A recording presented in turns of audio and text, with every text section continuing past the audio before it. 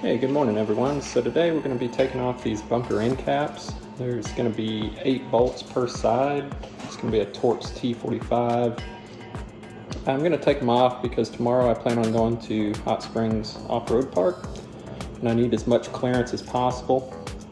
So first let's get the Jeep moved back so I have some room to work.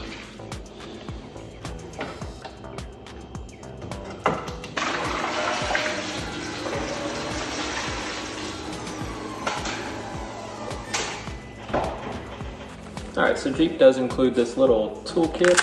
It's just got the Torx bit and things for the top, and it also works for the bumper. But since I'm home, I'm just going to use an impact and a T45 socket. It goes a lot faster. So like I said, there's 8 bolts that you need to take off. 2 here, 2 underneath, and then 2 in the back.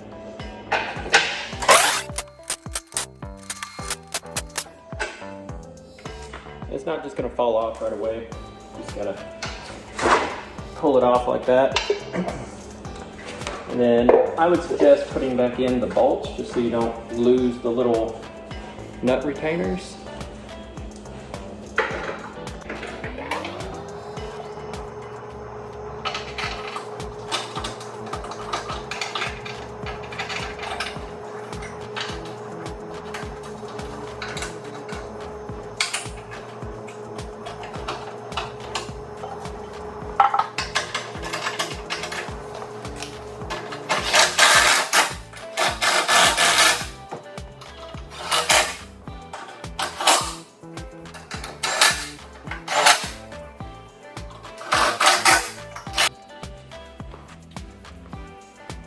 It does look weird with just one off there, so let's go ahead and get this other side off.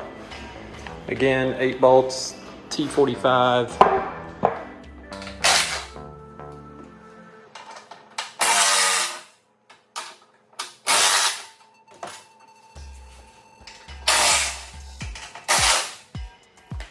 And just pull him off.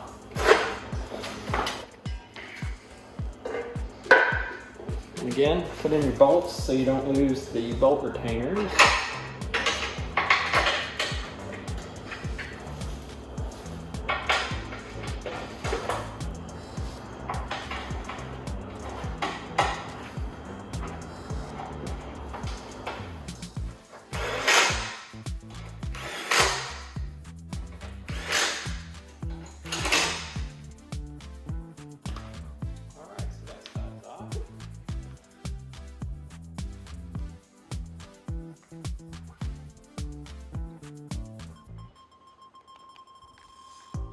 That's what it looks like now. You have a lot more clearance in front of the tire